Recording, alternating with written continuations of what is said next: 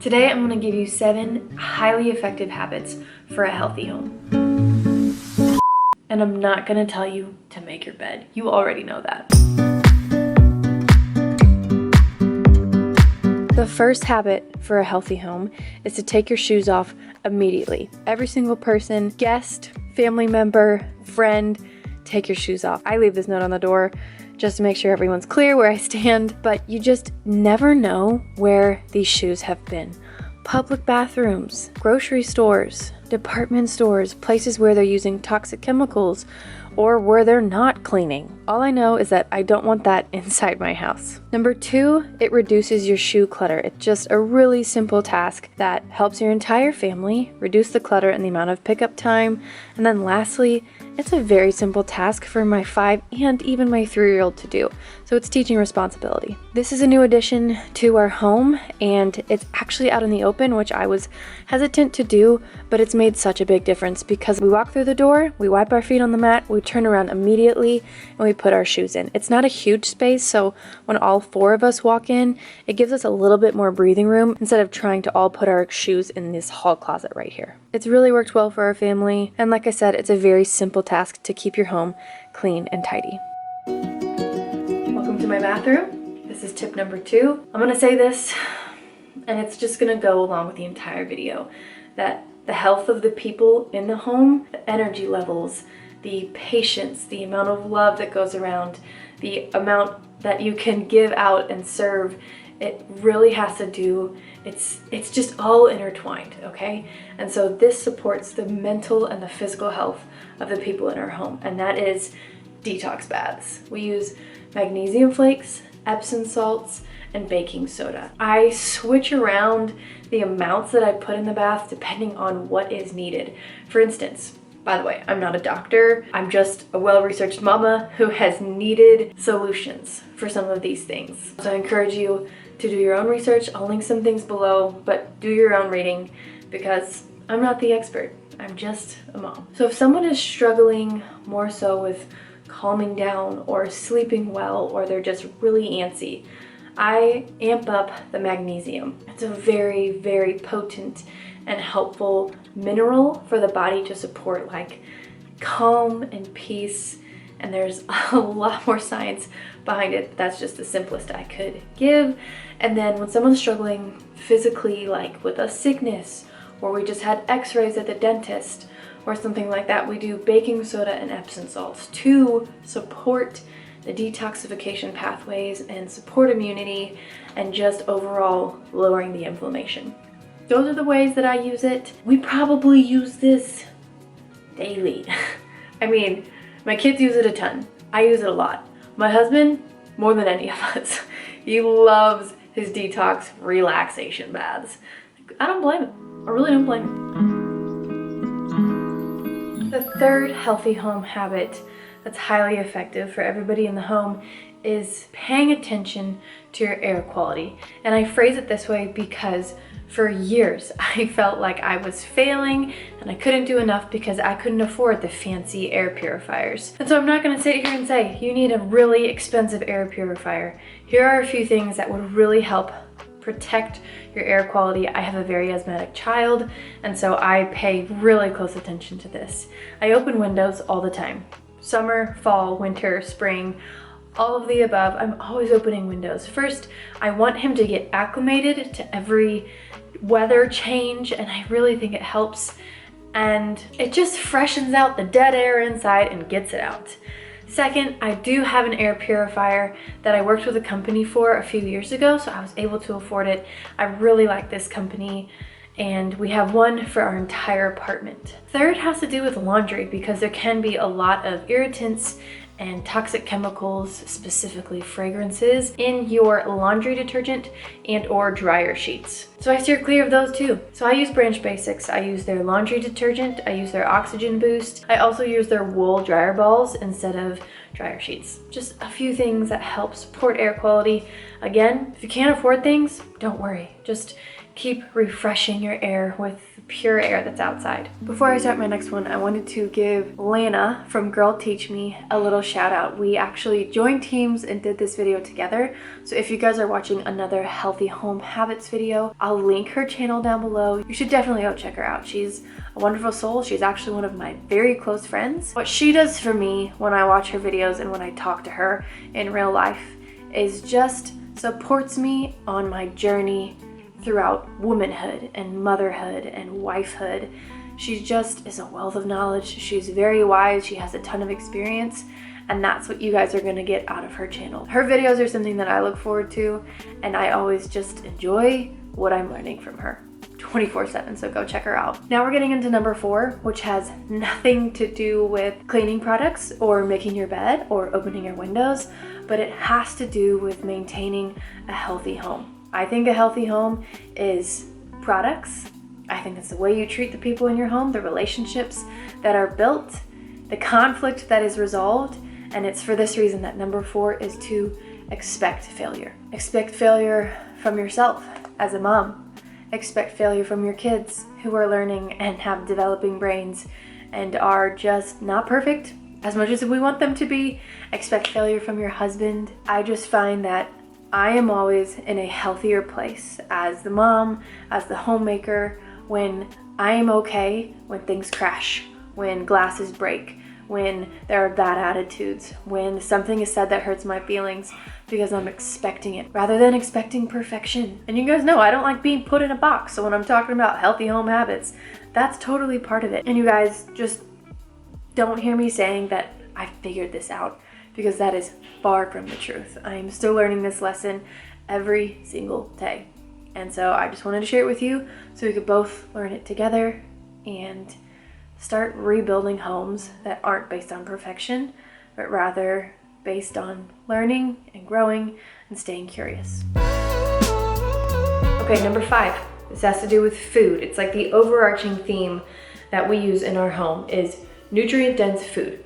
Period. We focus on that rather than restrictions. We focus on that rather than, having these diets and saying no to so many things. Like if my kids want cake or ice cream, I don't say no unless it's doesn't work out for us right then, because we don't keep desserts in our home really. But if they really are wanting it, I'm like, yeah, this weekend, let's go out and let's get some organic, high quality ice cream with good cane sugar and good milk, or we make it ourselves, or we make our cake from scratch, or even cookies from scratch. I'm gonna show you a few of my favorite nutrient-dense supplements and foods that we keep on hand to just literally slam pack vitamins, minerals, nutrients into the foods that we're eating. Our staples: fruit, quality meat, vegetables, root vegetables, white rice, and then on top of that we add grass-fed beef organs. This is from Perfect Supplements.